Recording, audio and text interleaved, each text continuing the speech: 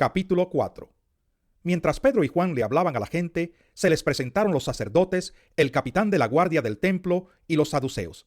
Estaban muy disgustados porque los apóstoles enseñaban a la gente y proclamaban la resurrección, que se había hecho evidente en el caso de Jesús. Prendieron a Pedro y a Juan y como ya anochecía, los metieron en la cárcel hasta el día siguiente. Pero muchos de los que oyeron el mensaje creyeron, y el número de estos llegaba a unos 5,000. Al día siguiente, se reunieron en Jerusalén los gobernantes, los ancianos y los maestros de la ley. Allí estaban el sumo sacerdote Anás, Caifás, Juan, Alejandro y los otros miembros de la familia del sumo sacerdote. Hicieron que Pedro y Juan comparecieran ante ellos y comenzaron a interrogarlos. ¿Con qué poder o en nombre de quién hicieron ustedes esto? Pedro, lleno del Espíritu Santo, les respondió: Gobernantes del pueblo y ancianos, hoy se nos procesa por haber favorecido a un inválido, y se nos pregunta cómo fue sanado. Sepan pues todos ustedes y todo el pueblo de Israel que este hombre está aquí delante de ustedes, sano gracias al nombre de Jesucristo de Nazaret, crucificado por ustedes, pero resucitado por Dios. Jesucristo es la piedra que desecharon ustedes los constructores, y que ha llegado a ser la piedra angular. De hecho, en ningún otro hay salvación, porque no hay bajo el cielo otro nombre dado a los hombres mediante el cual podamos ser salvos.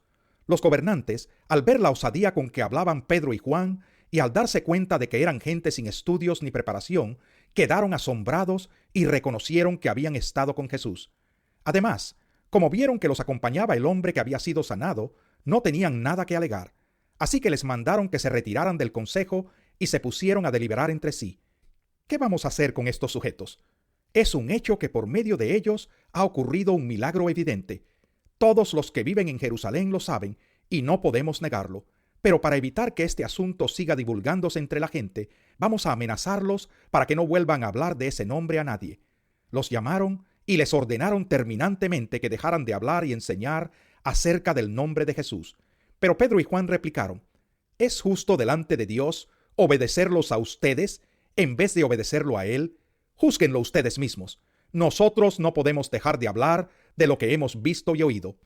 Después de nuevas amenazas, los dejaron irse. Por causa de la gente, no hallaban manera de castigarlos.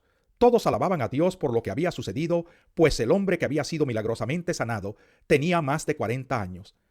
Al quedar libres, Pedro y Juan volvieron a los suyos y les relataron todo lo que les habían dicho los jefes de los sacerdotes y los ancianos. Cuando lo oyeron, alzaron unánimes la voz en oración a Dios.